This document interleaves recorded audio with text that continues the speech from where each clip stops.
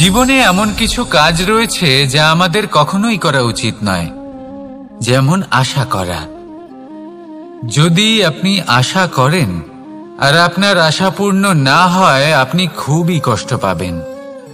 এবার আপনি যদি প্রতীক্ষা করেন, করতেই থাকেন, আর সেই ব্যক্তি যদি না আসে, তাহলেও খুব কষ্ট পাবেন। আর হলো তুলনা। আপনি যদি তুলনা করতে যান, তাহলে এটাই ভাববেন যে হয় আমি বা অন্য কোনো ব্যক্তি, এই দুজনের মধ্যে কোনো এক ব্যক্তি নিকৃষ্ট। আর এই ভাবনাটাই হলো অনুচিত।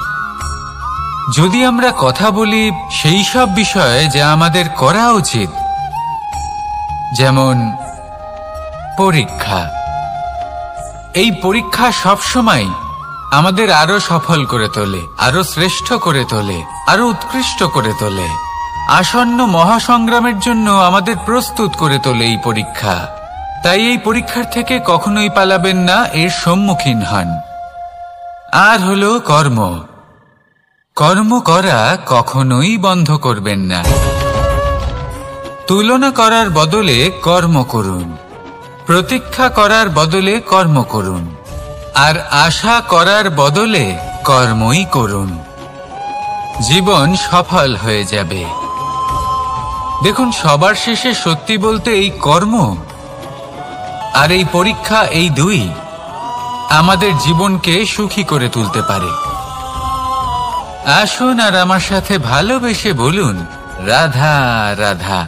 মানুষ তার জীবনে শিক্ষা এবং প্রেম, এই দুই লাভ করে তার মাতা, পিতা এবং গুরুর কাছ থেকে। কিন্তু মানুষ সবথেকে বেশি ভালোবাসে নিজের মাতাকে, কারণ মাতা খুব নির্মল চিত্তে ভালোবাসে, শান্ত মনে আমাদের অন্তরে শক্তির সঞ্চার করে থাকেন, আমাদের উৎসাহ দেন, বলশালী করে তোলেন। ব্যাপারটা কিন্তু এমন নয় যে আমরা নিজেদের বাবা বা গুরুকে ভালোবাসি না, তাদেরকেও আমরা অত্যন্ত ভালোবাসি। শুধু ওনাদের কঠোর ব্যবহার দেখলে আমরা একটু ভয় পেয়ে যাই। এবার ওনাদের এই কঠোর ব্যবহার আমাদের ভালো না লাগলেও অত্যন্ত আবশ্যক, কারণ মাতার থেকে আমরা যে শক্তি লাভ করি তা যেন নিয়ন্ত্রণ হারিয়ে বিধ্বংসী না হয়ে ওঠে, আমরা যেন কোনো কুপথে না চলে যাই, আমরা কখনো যেন দোষ না করে ফেলি। শুধু সেই জন্য পিতা এবং গুরু একটু কঠোর হয়ে ওঠেন, এবং ওনাদের এই কঠোর আচরণ ভবিষ্যতে গিয়ে আমরা অবশ্যই বুঝতে পারি। জীবনে কিছু বছর আমরা এগিয়ে যাই আর তারপর আমরা বুঝতে পারি যে বাবা এবং গুরু আমাদের যথেষ্ট ভালোবাসতেন, কিন্তু ওনাদের ভালোবাসার বহিঃপ্রকাশ আলাদা। প্রয়োজনীয় হলো এটা দেখার, এটা বোঝার যে শুরু থেকে আমাদের প্রতি ওনাদের আচরণ কেমন ছিল। ওনাদের কঠোর হওয়ার পেছনে ওনাদের ভালোবাসাটা বোঝার চেষ্টা করুন, ওনাদের চিন্তাটা বোঝার চেষ্টা করুন, ওনাদের পথপ্রদর্শনের আড়ালে আপনার ভবিষ্যতের জন্য যে পরিকল্পনা ওনারা করেছেন সেটা বোঝার চেষ্টা করুন। তখন আপনারা বুঝতে পারবেন ওনাদের ভালোবাসাকে। আপনার মনের মধ্যে আপনা থেকেই ওনাদের প্রতি সম্মান জেগে উঠবে। নিজের পিতা এবং নিজের গুরু, এই দুজনের প্রতি কৃতজ্ঞতা প্রকাশ করুন আর আমার সাথে ভালোবেসে বলুন, রাধা রাধা। আমি অনেক সংখ্যক মানুষকে দেখেছি, তাদের কাছে অত্যাধিক জ্ঞান আছে, শিল্প আছে, ধন আছে, কীর্তি আছে, কিন্তু তারা এই সব কিছু নিজেদের কাছেই রাখেন, এই সমাজে বিতরণ করেন না। কারণ হলো ভয়। ওনাদের মনে হয় যে যদি আমি এই সব কিছু সমাজে বিতরণ করি, তাহলে সমাজ আমার শিল্প হোক, ধন হোক, জ্ঞান হোক, কীর্তি হোক, সবকিছু চুরি করে নিয়ে যাবে, আর তার বদলে আমি কিছুই পাবো না। এটা কিন্তু সত্য নয়। সত্য হলো এটাই যে যদি আপনি নিজেকে এই সংসারের প্রতি সমর্পিত করেন, তাহলে এই সংসার আপনার প্রতিও সমর্পিত থাকবে। আপনি শুধু ধন, জ্ঞান, কীর্তি, সম্মান পাবেন তাই নয়, বরং এই সমাজ আপনাকে নিজের চোখে হারাবে, মনের মধ্যে স্থান দেবে। তাই এই ভয় ত্যাগ করে দেখুন কিভাবে এই সমাজ আপনাকে প্রেম সমর্পণ করে। আসুন আমার সাথে ভালোবেসে বলুন, রাধা রাধা। জীবন কিসের উপর নির্ভরশীল? ধনের ওপর, বৈভবের ওপর, নিঃশ্বাসের ওপর? না, এই জীবন নির্ভরশীল বিশ্বাসের ওপর। বিশ্বাস নিজের ওপর, বিশ্বাস আমাদের আপনজনের ওপর। কিন্তু যখন এই বিশ্বাস ভেঙে যায়, তখন মানুষের মনও ভেঙে যায়, আর তারপর সে অন্য কিছু করতেই পারে না। তখন কি করা যেতে পারে? 3টে কাজ আছে যা আপনি করতে পারেন। প্রথম, ভালোবাসা। যাকে আপনি ভালোবাসেন, যারা আপনাকে ভালোবাসে, ভুল যারই হোক না কেন, তার কাছে ক্ষমা চাইতে কখনোই সংকোচ বোধ করবেন না। দ্বিতীয় হলো বিশ্বাস। যারা আপনাকে ভালোবাসেন, আপনাকে বিশ্বাস করেন, তাদের বিশ্বাস কখনো ভাঙবেন না। তৃতীয় হলো আশা।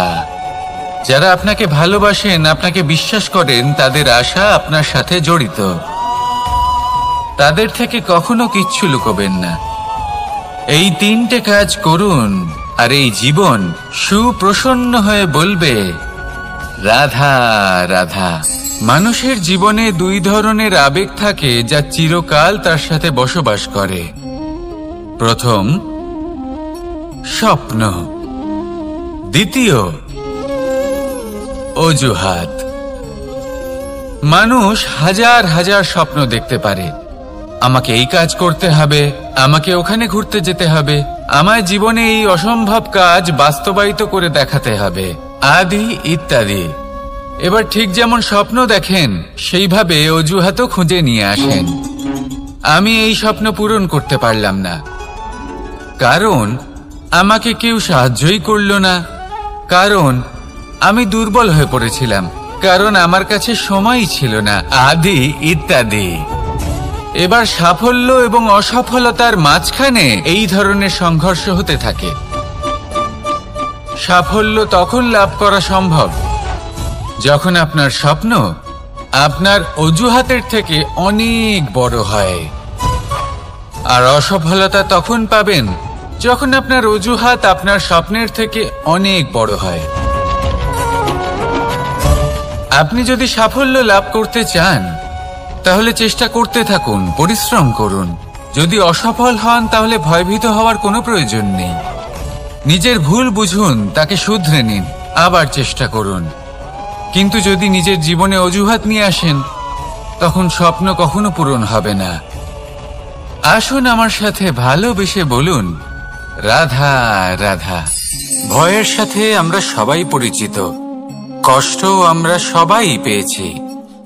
কখনো কখনো আমরা অসুস্থ হয়ে পড়ি, আর এমন সময় হলে মাতার মমতা, কখনো বাবার স্নেহ, কখনো বন্ধুদের পাশে থাকার অনুভূতি আমাদের রোগ নিরাময়ে সাহায্য করে।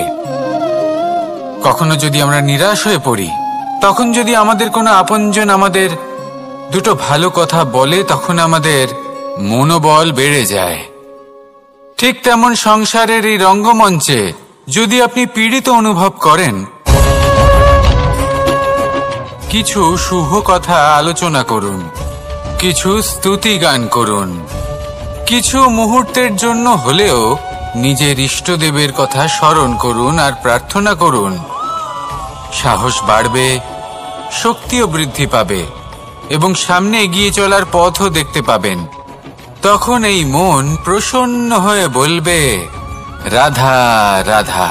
কখনো কখনো অন্ধকারের সাথে লড়াই করার জন্য আমরা প্রদীপ জ্বালাই। এতে প্রথমে সলতে রাখি, তারপর তেল ঢালি, তারপর আগুন জ্বেলে এটা প্রজ্বলিত করি। তারপর একটা সময় আসে যখন এই প্রদীপ নিভে যায়। কারণটা কি? কারণ কি এটা যে প্রদীপের প্রকাশমান হওয়ার ক্ষমতা সমাপ্ত হয়েছে? না, এই যে আগুন আমরা দেখতে পাচ্ছি, এই আগুনের জন্য যে শক্তির প্রয়োজন হয় তা আসে এই তেল থেকে। যদি এই তেল সমাপ্ত হয়ে যায়, তাহলে এই প্রকাশ তাও সমাপ্ত হয়ে যায়। আর আমাদের জীবনে এই তেল হলো আমাদের কর্ম, আর এই আগুন আর এর দ্বারা উৎপন্ন হওয়া প্রকাশ আমাদের ভাগ্য। যত আমাদের কর্ম ক্ষীণ হতে থাকবে, আমাদের ভাগ্য সৌভাগ্য কোথাও না কোথাও লুপ্ত হয়ে যাবে। যে উজ্জ্বল ভবিষ্যৎ আমরা চাইছি তা কখনো লাভ করতে পারবো না যদি কর্ম না করি। ঠিক যেমন তেল ছাড়া অগ্নি উৎপন্ন হয় না, তেমনি কর্ম ছাড়া সৌভাগ্য হয় না। আর যেমন কর্ম তেমন ভাগ্য। তাই সব সময় কর্ম করতে থাকুন, কর্ম করা থামাবেন না। আর আমার সাথে ভালোবেসে বলুন, রাধা রাধা। জীবনে তিনটি বিষয় আছে, তিনটি বস্তু আছে, তারা যেন আপনাকে কখনো বশে না করে নিতে পারে। প্রথম হলো ধন। ধন যতক্ষণ আপনি ব্যবহার করতে থাকেন, যতক্ষণ তা আপনার কাজে আসছে, ততক্ষণ ঠিক আছে, এই ধন আপনার কাছে অমৃত। কিন্তু যখন এই ধন আপনাকে ব্যবহার করতে শুরু করে, বুঝে যাবেন যে আপনার পতনের সময় শুরু হয়েছে। দ্বিতীয় বিষয়, ফেলে আসা অতীত। যাই করুন, আপনি অতীত পাল্টাতে পারবেন না, আর এই সত্যিটা আপনিও জানেন। কিন্তু তাও এর বশবর্তী আমরা হয়ে পড়ি। আর যখন তাই হয়, তখন এই সংসারে আমরা যেখানেই যাই না কেন, যত বড়ই সুখ লাভ করি না কেন, সেই সব আমাদের কাছে তিক্ত বলে মনে হয়। তৃতীয় বিষয়, আপনার আশেপাশের মানুষ ভিন্ন ভিন্ন ধরনের মানুষ হয়, যাদের চিন্তা ভাবনা এবং দৃষ্টিভঙ্গি ভিন্ন ভিন্ন প্রকারের। যদি এদের বশবর্তী আপনি হয়ে পড়েন, তাহলে কেউ বলবে এটা করো, এটা ভালো। কেউ বলবে এটা করো না, ওটা করো, ওটা ভালো কাজ। কেউ বলবে এই দুটোই করো না, অন্য কিছু করো। এই কথাগুলিতে আপনি এতটাই জড়িয়ে পড়বেন যে আপনি লক্ষ্যভ্রষ্ট হয়ে পড়বেন। তাই এই তিন বিষয় থেকে সাবধানে থাকবেন। যদি কোনো কিছু বশ করতে হয়, তাহলে আপনাকে বশ করতে হবে আপনার আজকে, নিজের বর্তমানকে। এটা খুব প্রয়োজনীয়। এটা ভাববেন যে এই সময়ের সদ্ব্যবহার আমি কিভাবে করব, সময়কে শাসন কিভাবে করব, ওই কর্ম কিভাবে করব যাতে ভবিষ্যতে কখনো আমার আফসোস না হয়, বরং এই সংসার আমাকে নিয়ে গর্ব করবে, সেই কর্ম করুন। আর যখন আপনি এটা শিখে নেবেন, তখন আপনি নিজেই নিজেকে প্রকৃত অর্থে ভাগ্যশালী করে তুলবেন।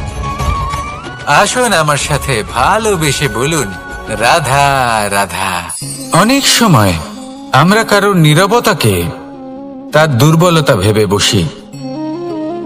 হতেই পারে সেই ব্যক্তি উত্তর দিতে চাইছেন না, হতে পারে অন্য কোনো কারণ আছে যা আমরা বুঝতেই পারছি না। সেই জন্য তাকে দুর্বল ভেবে নেওয়া অনুচিত। দেখতে গেলে এই বিশাল সমুদ্র এও কিন্তু নীরব, শান্ত হয়।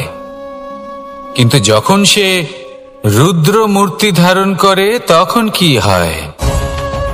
সমগ্র সংসারকে বিনাশের পথে নিয়ে যায় এই সমুদ্র, প্রলয় সৃষ্টি করে। সেই জন্য কারোর সহ্য শক্তিকে দুর্বলতা বলে মনে করবেন না।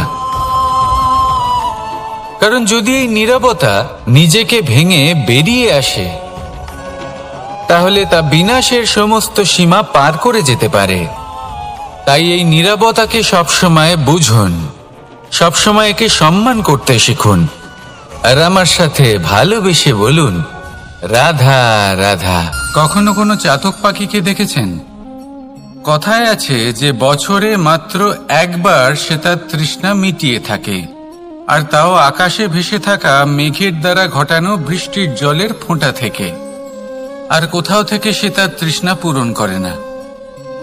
সারা বছর সে নিদারুণ গরম সহ্য করে, তীব্র শীতও সহ্য করে, শুধু এই আশা নিয়ে যে বছরে একবার অন্তত সেই মেঘের ঘনঘটা হবে, বৃষ্টি হবে, আর সে তার তৃষ্ণা নিবারণ করবে। এটা আসলে কি?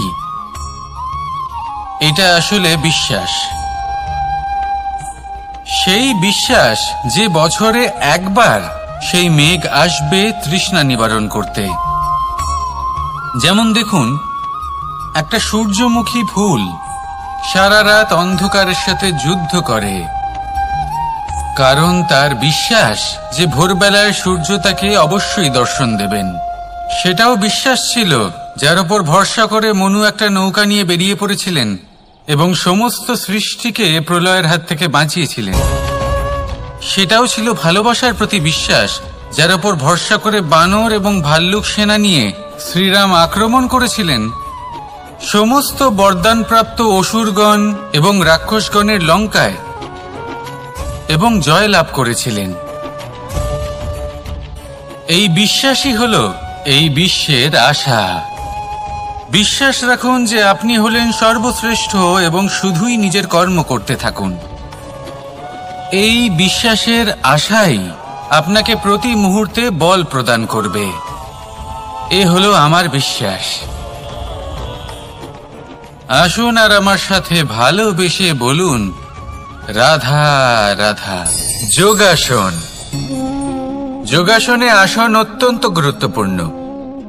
এবার আমি বলবো সবথেকে শ্রেষ্ঠ আসন কোনটি। আশ্বাস। নিজেকে আশ্বস্ত করতে থাকুন যে আমি আছি, সব ঠিক হবে, যা হচ্ছে ভালোর জন্য হচ্ছে। এই আশ্বাস আপনাকে জীবনে এমন ধনাত্মক বিশ্বাস দেবে যে আপনি বড় বড় সমস্যার সমাধান করতে পারবেন। এবার যদি কথা বলি সবথেকে কঠিন সময়ের, তাহলে সেটা হলো বিচ্ছেদের।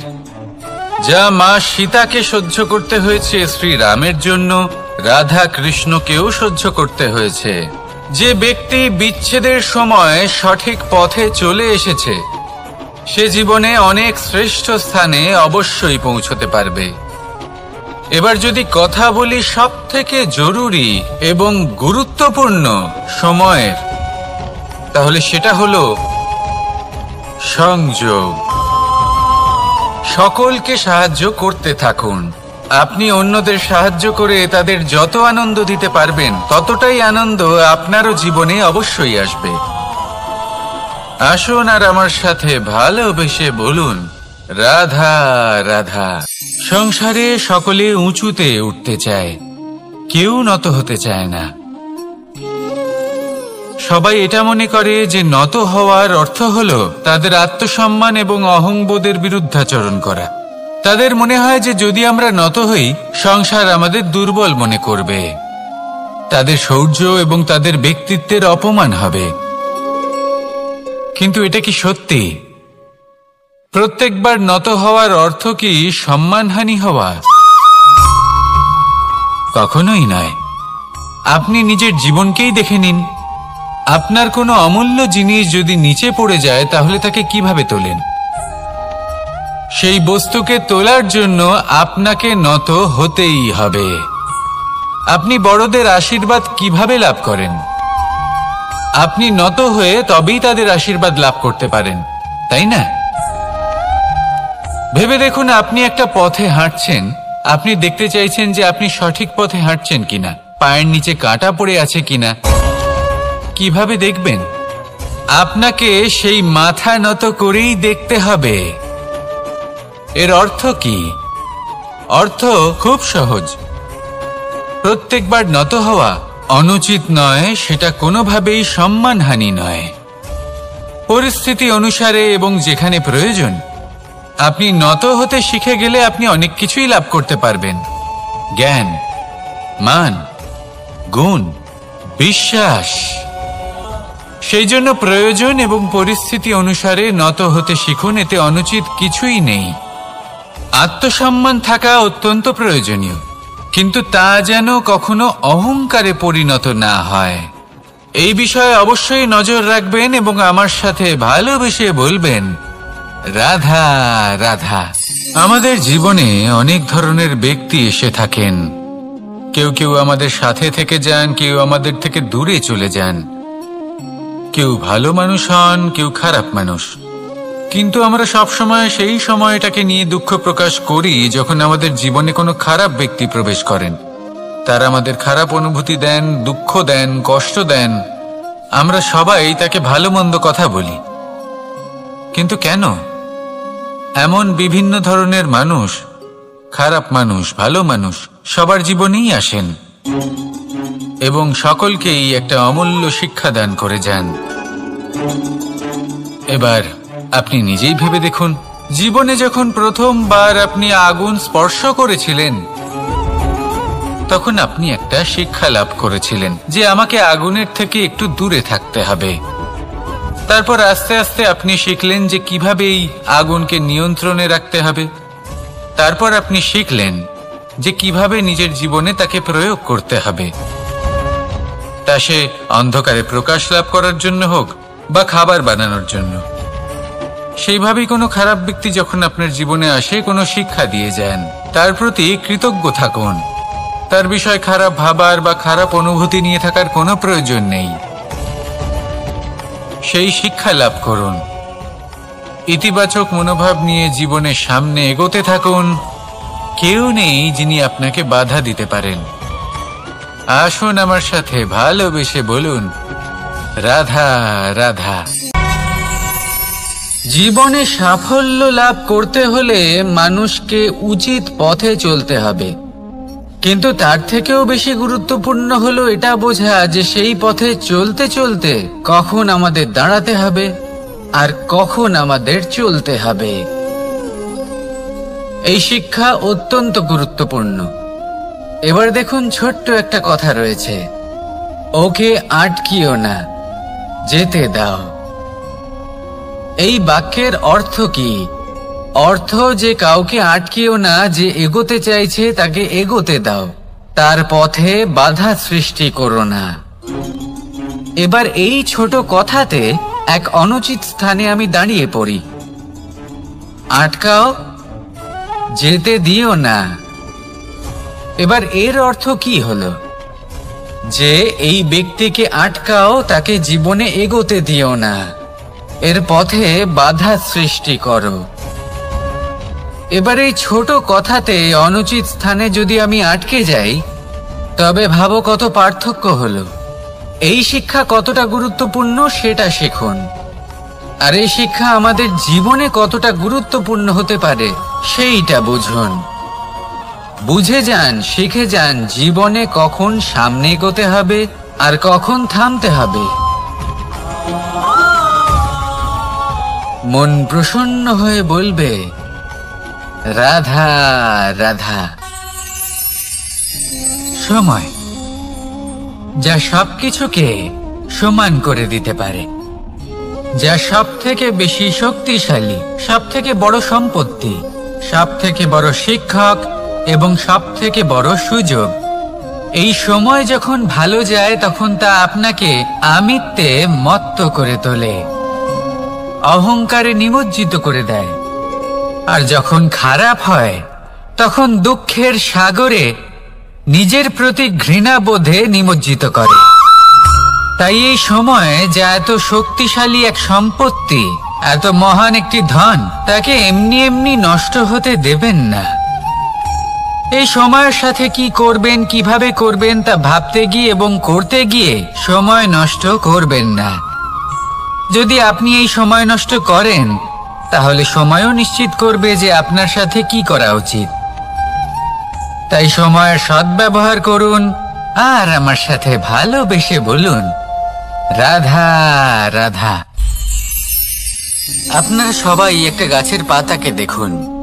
যতক্ষণ পর্যন্ত গাছের সাথে, মানে গাছের ডালের সাথে জুড়ে থাকে, সে সবুজ থাকে, বাতাসের সাথে সে নড়তে থাকে। যতক্ষণ পর্যন্ত ও সূর্য থেকে পাওয়া রশ্মির শক্তি গাছে পৌঁছে দেয়, ততক্ষণ ও ডালের সাথে যুক্ত থাকে। কিন্তু যখন সেই পাতা শুকিয়ে যায়, তখন তার কোনো গুরুত্ব থাকে না। সেই পাতা গাছের ডালে এবং বৃক্ষের কাছে বোঝা হয়ে থেকে যায়। এবং এমন এক সময় আসে যখন সেই ডালটি শুকনো সেই পাতাকে পরিত্যাগ করে। এটাই আমরা এই প্রকৃতিতে দেখি এবং এটাই হলো সত্য। আর এটাই আমাদের জীবনে খুব বড় একটা শিক্ষা। যদি আপনিও নিজের জীবনে নিজের আপনজনদের কাছে বোঝা স্বরূপ হয়ে দাঁড়ান, তাহলে তারা আপনাকে যতই ভালোবাসুক না কেন, ওনারা যদি নাও চান তাহলেও এমন এক দিন আসবে যখন আপনার আপনজন আপনাকে পরিত্যাগ করবে। সেই জন্য সবসময় আত্মনির্ভর হয়ে ওঠার চেষ্টা করুন। নিরন্তর পরিশ্রম করতে থাকুন, কারোর উপর বোঝা হয়ে থাকবেন না, বরং তার সাথে মিলে দায়িত্ব পালন করুন। এমনটা করবেন তাহলে আপনার সম্মানও বজায় থাকবে এবং সম্পর্কের মধ্যে আপনার মূল্যও বজায় থাকবে। আসুন আর আমার সাথে ভালোবেসে বলুন, রাধা রাধা। ঈশ্বর আসলে কে? সংসারের বেশিরভাগ মানুষের কাছে ঈশ্বর হলেন এই সংসারের রচয়িতা, পালনকর্তা। কারোর কাছে উনি জ্ঞাতা, কারোর কাছে উনি হলেন আস্থার প্রতীক, আবার কারোর জন্য শুধুমাত্র অন্ধবিশ্বাস। কিন্তু এই ঈশ্বর কি কোনো শরীর, নাকি একটা বোধ, নাকি শুধুই শ্রদ্ধা? ঈশ্বর হলেন তিনি যিনি হলেন আপনার ইষ্ট। সেই জন্যই তো গুরু, মাতা, পিতা এনাদেরও ঈশ্বরই বলা হয়েছে। যাদেরকে আমরা ঈশ্বর বলে মনে করি, যারা আমাদের ইষ্ট, তারা আমাদের একটি পথ দেখান, একটি দিকে চালিত করেন। সেই পথে চলে আপনি শুভ কর্ম করতে পারেন। আর যখন কোনো ব্যক্তি তার ঈশ্বরের আদেশ পালন করেন, তখন সে নিজে থেকেই শুভ পথে অগ্রসর হয়ে যান। বেশ কয়েকজন মানুষ ঈশ্বরের ওপর আস্থা রাখেন এবং ভাবেন যে অনুচিত কোনো কাজ করা উচিত নয়, ঈশ্বর দেখছেন। ওনারা ভয় পান যে কোনো অনুচিত কর্ম করলে কে জানে তার পরিণাম কি হবে। এমন অনেক ব্যক্তি রয়েছেন যারা ঈশ্বরকে বিশ্বাস করেন এবং জানেন যে ঈশ্বর তাদেরকে দেখছেন। তাই যে যে শুভ কর্ম ওনারা করেছেন তার ফল তারা অবশ্যই পাবেন। এবার আপনি ভয় পেয়ে ঈশ্বরকে বিশ্বাস করবেন, নাকি বিশ্বাসের দ্বারা ঈশ্বরকে বিশ্বাস করবেন, সেই সিদ্ধান্ত আপনারই। কিন্তু হ্যাঁ, যদি আপনার মনে ঈশ্বরের জন্য কোনো স্থান থাকে, যদি আপনার কোনো ইষ্ট থাকেন, যদি আপনি কাউকে ঈশ্বর মনে করেন, যার প্রত্যেক আদেশ আপনি পালন করে থাকেন, তাহলে বলি, ঈশ্বর কখনো আপনাকে অনুচিত পথে চালিত করবেন না। আসুন আমার সাথে ভালোবেসে বলুন, রাধা রাধা। কথায় আছে যে স্বপ্ন এবং লক্ষ্য হলো একটি মুদ্রারই দুটি দিক। যতক্ষণ না স্বপ্ন দেখছেন ততক্ষণ বুঝবেন কি করে আপনার লক্ষ্য কি? স্বপ্ন দেখে যদি নিজের লক্ষ্য বুঝতে পারেন, সেটা পেতে চান, তবেই সেটা লাভ করতে পারবেন। কিন্তু স্বপ্ন এবং লক্ষ্য এই দুইয়ের মধ্যে একটা ভারসাম্য রয়েছে, যেটা বজায় রাখা প্রয়োজনীয়। একে আমরা বলে থাকি পরিশ্রম। দেখুন, যদি আপনি স্বপ্ন দেখতে চান, তাহলে পরিশ্রম ত্যাগ করে নিদ্রা লাভ প্রয়োজন। কিন্তু যদি আপনি লক্ষ্য লাভ করতে চান, তাহলে আপনাকে নিদ্রা ত্যাগ করে পরিশ্রম করতে হবে। তাই আলস্য ত্যাগ করুন এবং সিদ্ধান্ত নিন যে আপনি কি চান। আপনার জীবনের এই তুলাদণ্ডে স্বপ্নের পাল্লা ভারী হওয়া প্রয়োজন নাকি লক্ষ্যের? আমার মতে এই দুইয়ের মধ্যে যদি ভারসাম্য বজায় রাখেন, তবে পথ নিজে থেকেই সামনে আসবে। শুধু সেই পথে অগ্রসর হতে থাকুন এবং আমার সাথে ভালোবেসে বলুন, রাধা রাধা।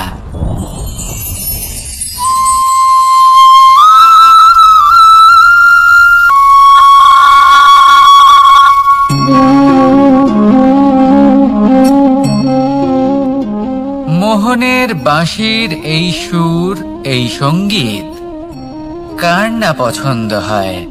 সবারই খুব ভালো লাগে। এবার এই সুর আসে কোথা থেকে? কেউ বলবেন কৃষ্ণের হৃদয় থেকে। সত্য কথা, এই সুর হৃদয় থেকে নির্গত হয় এবং প্রকট হয় এই বাঁশি থেকে। এই বাঁশিটাকে দেখুন, এই ছিদ্রগুলি দেখুন, প্রত্যেকটা সুর থেকে নিজস্ব একটা স্বর নির্গত হয়। এবার যে ব্যক্তি এই সমস্ত সুর এবং স্বর বুঝতে পারেন, এতে নিপুণ, তিনি এই বাঁশির দ্বারা যে সুর নির্গত করবেন তা তো মধুর অবশ্যই হবে। এবার জীবনের সাথেও কিছুটা এরকমই ঘটে। জীবনের কিছু নীতি থাকে, অর্থ, কুটুম্ব এবং আধ্যাত্মিক।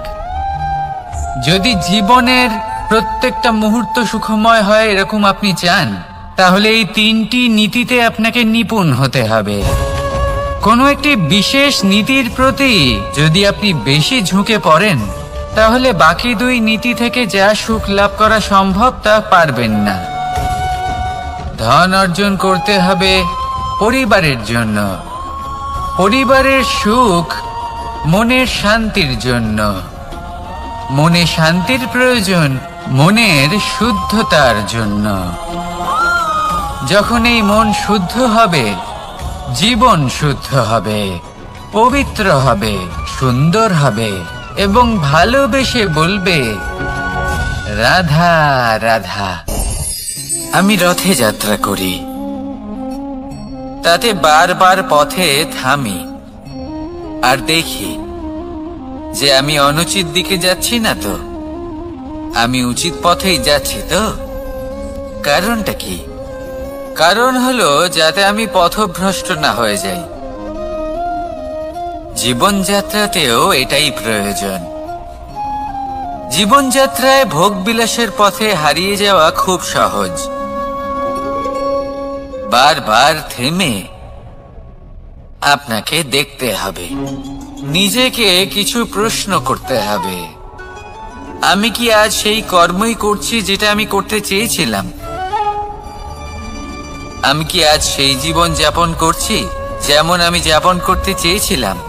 যদি এই প্রশ্নগুলোর উত্তর হ্যাঁ হয়, তাহলে এগোতে থাকুন, নয়তো থেমে যান এবং বিচরণ করুন। মনে রাখবেন, এই সংসার অত্যন্ত জটিল আর এতে হারিয়ে যাওয়া অত্যন্ত সরল। সেই জন্য নিজে থেকে বারবার থামা এবং জীবন চিন্তন করা অত্যন্ত আবশ্যক। তাহলে সেটাই করুন আর আমার সাথে ভালোবেসে বলুন, রাধা রাধা। এই সংসারে যখনই দুজন মানুষ একত্রিত হয়ে কোনো সমস্যার বিষয়ে আলোচনা করেন, তখন হয় সবার শেষে কোনো না কোনো সমাধান বের করেন বা কোনো না কোনো বিবাদ করেন।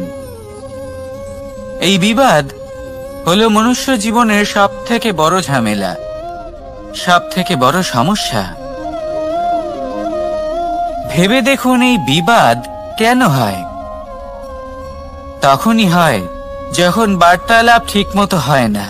আর বার্তালাপ ঠিকমতো কেন হয় না? কারণ বেশিরভাগ সময় মানুষ একটাই ভুল করে বসে। সামনের মানুষের কথা শোনেন, কিন্তু তার উত্তর দেওয়ার জন্য, তার কথার মর্ম বোঝার জন্য নয়। কিন্তু যেদিন থেকে, যে মুহূর্ত থেকে আপনি এটা শিখতে শুরু করে দেবেন যে আমি অপরের কথা শুনবো, কিন্তু সেটা বোঝার জন্য, তাকে উল্টে জবাব দেবার জন্য নয়, সেদিন থেকেই বিবাদের সমাপ্তি ঘটবে আর বার্তালাপ স্পষ্ট হয়ে যাবে। দেখুন, হয় সামনের মানুষের কথা বুঝতে শিখুন বা নিজের বক্তব্য ভালোভাবে সামনের মানুষটাকে বুঝিয়ে বলুন। বার্তালাপ নাকি বিবাদ, আপনি কোনটা চান? সিদ্ধান্ত আপনার। আসুন আর আমার সাথে ভালোবেসে বলুন, রাধা রাধা। কাম, তৃতীয় পুরুষার্থ। এবার অধিকাংশ মানুষই কাম বলতে বিলাসিতা, বাসনা, লালসা মনে করে ফেলে। আসলে এমন কিছুই নয়।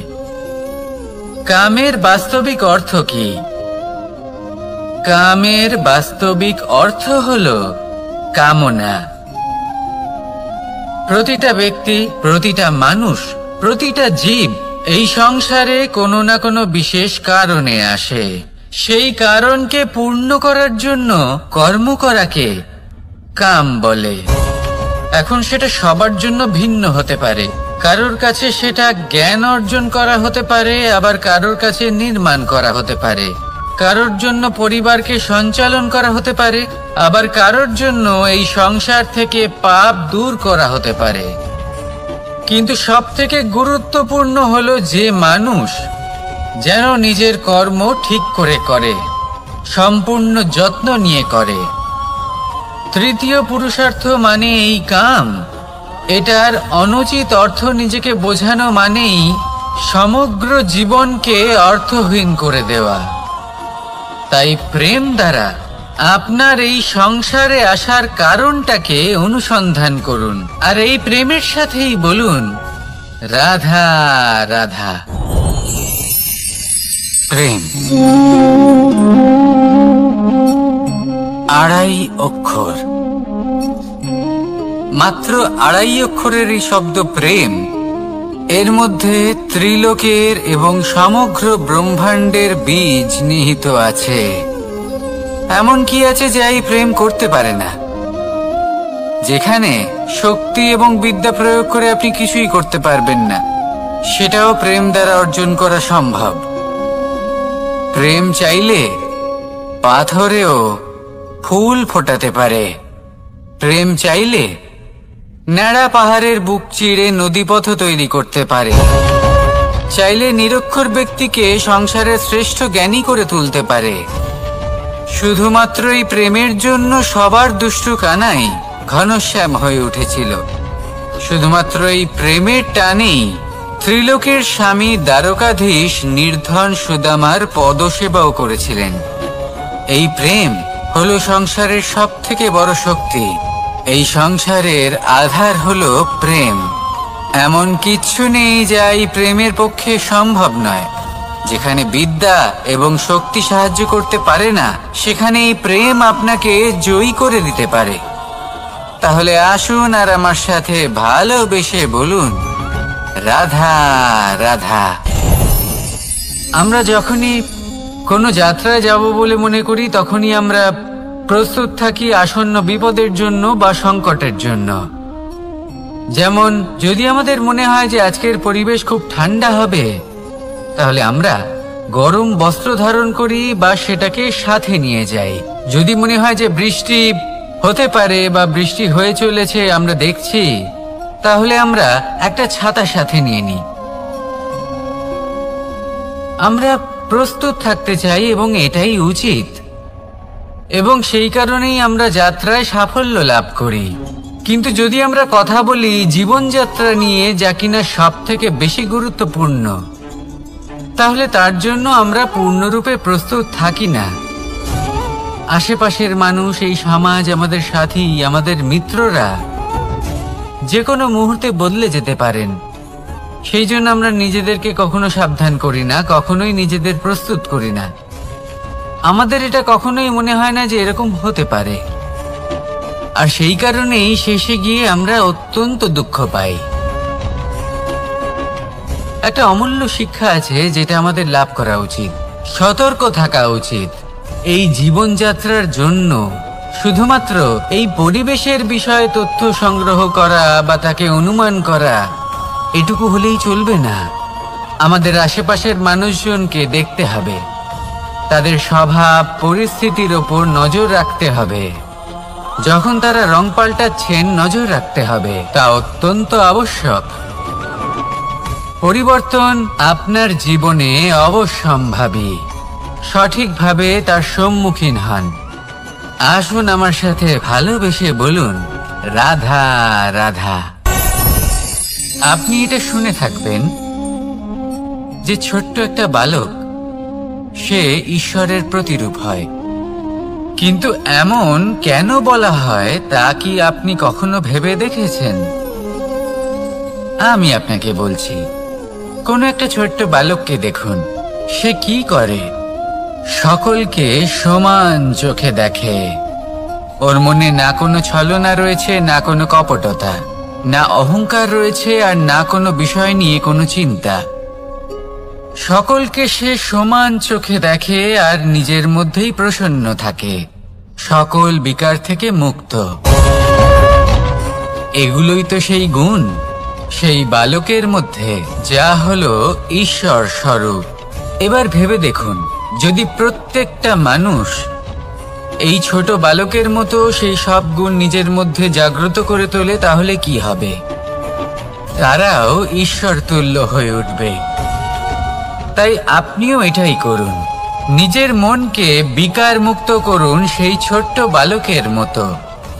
মনের মধ্যে না কোনো চিন্তা রাখবেন, না মোহ।